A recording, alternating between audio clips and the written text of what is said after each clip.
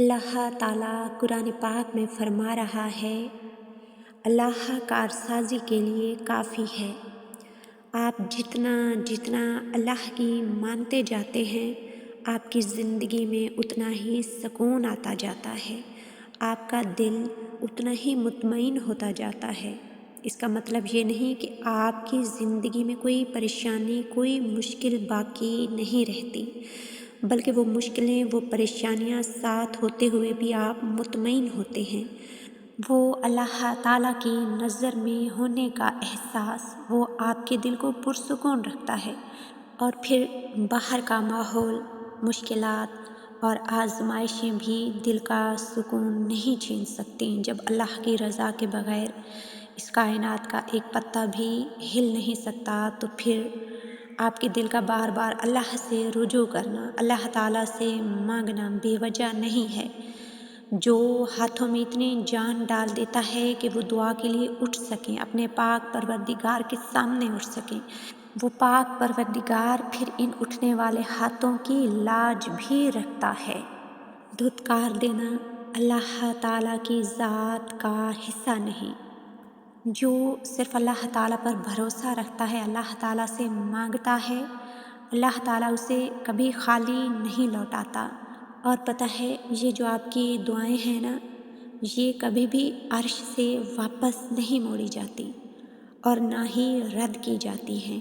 ہاں، کبھی کبھار ہمیں یوں لگتا ہے جیسے ہماری دعائیں قبول نہیں ہو رہی، جیسے اللہ پاک ہمیں سن نہیں رہا، مگر ایسا ہوتا نہیں ہے۔ اللہ رب العزت ہماری ہر التجا کو سنتا ہے، جو ہم منہ سے کہہ دیتے ہیں یا جو ہم چاہ کر بھی کبھی کہہ نہیں پاتے۔ بس کبھی کبھار وہ ہمارا صبر آزماتا ہے، ہماری محبت کا امتحان لیتا ہے کہ کیا میرا بندہ مجھ پر اتنا یقین رکھتا ہے کہ میری رضا کے لیے انتظار کر سکے، مجھے راضی کرنے کے لیے صبر کر سکے۔ پھر جب ہم اس کی رضا کے لیے قربانی دیتے ہیں، حضرت ابراہیم علیہ السلام کا قصہ تو یاد ہے نا، کہ جب اللہ تعالیٰ نے ان سے حضرت اسماعیل علیہ السلام کی قربانی کا کہا تھا، ہمارا پاک پروردگار ہماری دعاؤں کو بھی قبول کرتا ہے اور آزمائشوں میں بھی ڈالتا ہے۔ اللہ تعالیٰ اپنے بندوں کی قوت ایمانی کا امتحان بھی لیتا ہے اور انہیں عرفہ والا مقامات پر فائز بھی کرتا ہے۔ حضرت ابراہیم علیہ السلام کی قربانی ہمارے لیے قابل رشک ہے۔ ان کے لیے اللہ کی راہ میں بیٹے کو قربان کرنے کا حکم ایک بہت بڑی آزمائش تھی، لیکن حضرت ابراہیم علیہ السلام اس آزمائش میں بھی پورا اترے۔ جانتے ہو کیسے؟ اللہ تعالیٰ قرآن پاک میں فرما رہا ہے، اے میرے پروردگار، مجھ کو نیک بیٹا عطا فرما۔ بس ہم نے ان کو ایک بردبار بیٹے کی بشارت دی۔ پھر جب وہ اسماعیل علیہ السلام ان کے ساتھ دوڑنے کی عمر کو پہنچے، فرمایا، اے میرے بیٹے، میں خواب میں دیکھتا ہوں کہ میں تم کو ذبح کر رہا ہوں، پس تم بھی غور کر لو کہ تمہارا کیا خیال ہے۔ اسماعیل علیہ السلام نے بلا تردد عرض کیا، اے ابا جان، پھر دیر کیا ہے؟ جو کچھ آپ کو حکم ہوا کر ڈالیے، آپ انشاءاللہ مجھے صبر کرنے والوں میں پائیں گے۔ پھر جب دونوں نے اللہ کا حکم مان لیا اور ابراہیم علیہ السلام نے ان کو ماتھے کے بل لٹایا اور ہم نے ان کو ندا دی کہ اے ابراہیم، کیا خوب تم نے اپنا خواب سچا کر دکھایا، ہم نیکوکاروں کو یوں ہی بدلہ دیتے ہیں۔ یہ ایک بڑی صریح آزمائش تھی۔ حضرت ابراہیم علیہ السلام اس آزمائش میں پورا اترے اور ہم نے ایک عظیم قربانی کو ان کا فدیہ بنا دیا۔ بس پھر اگر کسی دعا کا جواب اب تک نہیں آیا تو تھوڑا صبر رکھیں، کیونکہ اس دعا کو اللہ تعالیٰ نے بہترین وقت کے لیے اپنے پاس سنبھال کر رکھا ہے، اور انشاءاللہ وہ بہترین انداز میں آپ کو وہ سب عطا فرمائے گا جس کے آپ خواہش مند ہیں۔ بس آپ کا کام ہے سب اس کے حوالے کر کے یقین رکھنا کہ اس پاک ذات کے گھر میں دیر ضرور ہے، مگر وہ اپنے در پر آئی ہوئی صداؤں کو کبھی رد نہیں کرتا، کبھی انسنا نہیں کرتا۔ وقت طے ہے ہر کام کا، اور جب اس کام کا مقررہ وقت آ جاتا ہے تو پھر وہ گھڑی بھر کی بھی دیر سویر نہیں ہونے دیتا ہے۔ بے شک وہ ہر شے پر قادر ہے۔ پتہ ہے ہر چیز کو وقت لگتا ہے، زخموں کو بھرنے میں، صبر آنے میں، ضبط کے آداب سیکھنے میں، خود پہ یقین کرنے میں۔ ہر چیز ہماری زندگی میں اللہ کی رضا سے ہوتی ہے۔ پاک پروردگار دیکھ رہا ہوتا ہے اپنے بندے کی آنکھوں میں پھیلی ہوئی سرخیوں کو۔ رات بھر جاگتی ہوئی آنکھیں جو رات بھر کے دکھوں کی، غموں کی کہانی سنا رہی ہوتی ہیں، اور وہ گہرے حلقے جو اس کے بندے کے چہرے پر پھیلے ہوئے ہوتے ہیں۔ اللہ تعالیٰ واقف ہوتا ہے اپنے بندے کے درد سے، اپنے بندے کے دل کی بے چینی اور بے سکونی سے، اس بے چینی اور بے سکونی سے جس نے اس کے بندے کے دل میں جڑیں گاڑ رکھی ہوتی ہیں۔ وہ جو اپنے بندے کے دل کا مکیں ہے، کیا وہ اس دل کی تڑپ سے واقف نہیں ہوگا؟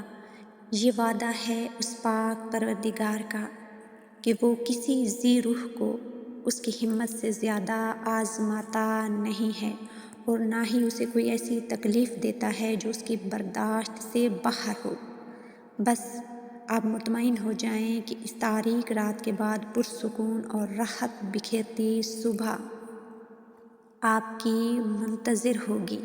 اور جہاں اللہ تعالیٰ قرآن پاک میں اپنے بندے سے مشکل و آزمائش کے بارے میں کہتا ہے، وہیں وہ آسانی و فراوانی کا وعدہ بھی کرتا ہے۔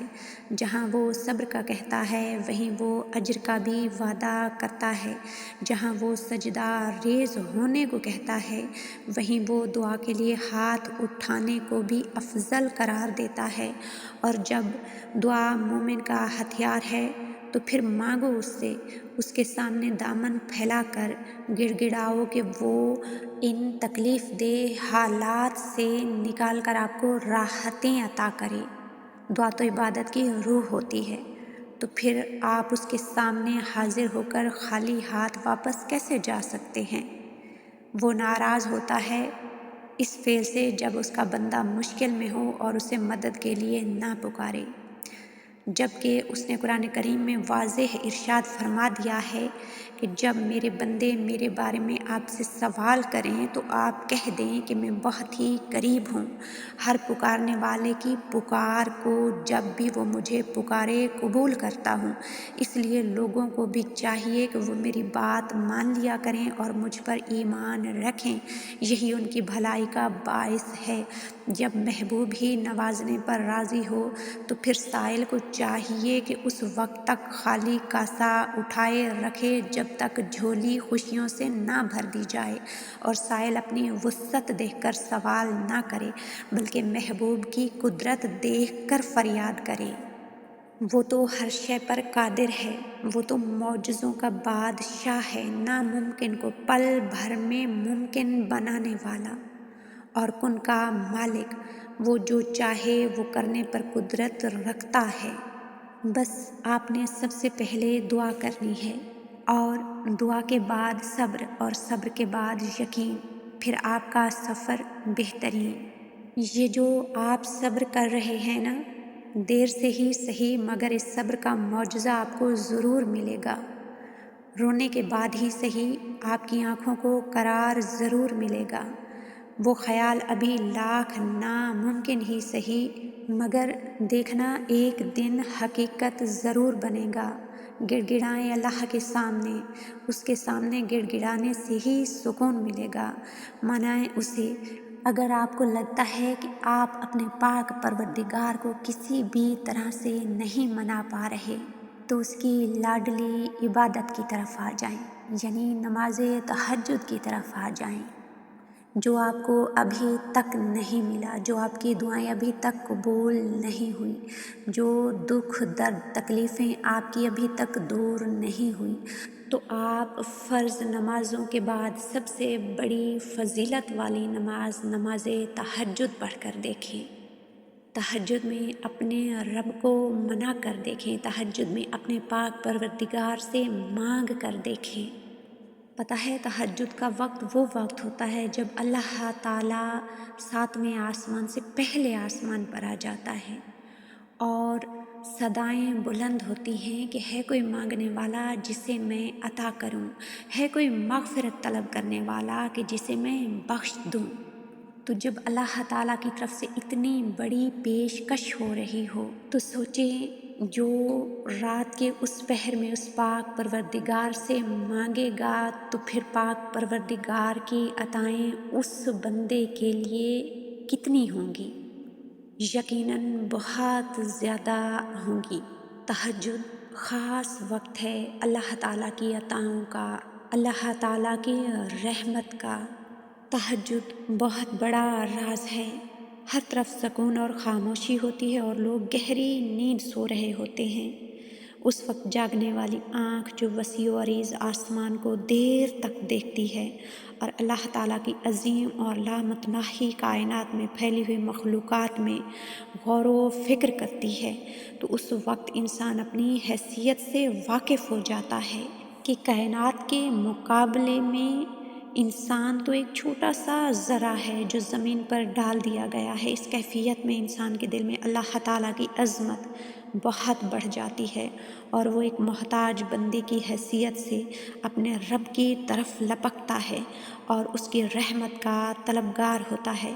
بس وہ اپنے ہاتھوں کو آسمان کی طرف بلند کرتا ہے اور اللہ تعالیٰ سے یہ دعا کرتا ہے، اے میرے رب، اپنی رحمت، احسان اور فضل کے ساتھ مجھے سب آفات سے نجات دے۔ اللہ تعالیٰ نے اپنے مومن جنتی بندوں کی یہ صفت بیان فرمائی ہے، اور وہ جنتی لوگ رات کے پچھلے پہر استغفار کرتے تھے۔ رات کے وقت اللہ تعالیٰ اپنے بندوں کے زیادہ قریب ہوتا ہے تاکہ وہ ان کے لیے توبہ اور رحمت کے دروازے پوری طرح کھول دے۔ رسول اللہ صلی اللہ علیہ وآلہ وسلم نے فرمایا، ہمارا بزرگ و برتر پروردگار ہر رات آسمان دنیا پر نزول فرماتا ہے، اور جب رات کا آخری تہائی حصہ باقی رہ جاتا ہے تو وہ آواز دیتا ہے، کون ہے جو مجھ سے دعا کرے، میں اس کی دعا قبول کروں، کون ہے جو مجھ سے سوال کرے، میں اس کو اس کی مطلوبہ چیز عطا کروں، کون ہے جو مجھ سے بخشش طلب کرے تو میں اسے بخش دوں۔ تہجد بہت بڑی فضیلت والی نماز ہے۔ تہجد سے اللہ تعالیٰ کا قرب ملتا ہے، اللہ تعالیٰ کی خوشنودی ملتی ہے، پچھلے گناہ معاف کر دیے جاتے ہیں اور آئندہ زندگی میں گناہوں سے بچنے کی توفیق بھی ملتی ہے، اور ساتھ ہی ساتھ پاک پروردگار کی جانب سے شفا بھی ملتی ہے۔ اور پتہ ہے تہجد معجزہ ہے، تہجد معجزہ ہے کن کا، تہجد معجزہ ہے رب سے جڑنے کا، تہجد معجزہ ہے زندگی کو بدلنے کا، تہجد معجزہ ہے گناہوں کی بخشش کا، تہجد معجزہ ہے دلوں کو جوڑنے کا۔ جو انسان تہجد پڑھتا ہے اسے کچھ ملے نہ ملے، اسے رب ضرور مل جاتا ہے۔ تہجد سے یقین ملتا ہے، تہجد سے صبر ملتا ہے، تہجد کی برکت سے ناممکنات ممکنات میں بدل جاتے ہیں۔ دعا ہے پاک پروردگار سے کہ وہ ہم سب کو تہجد جیسی عظیم اور فضیلت والی نماز پڑھنے کی توفیق عطا فرمائے۔ آمین یا رب العالمین۔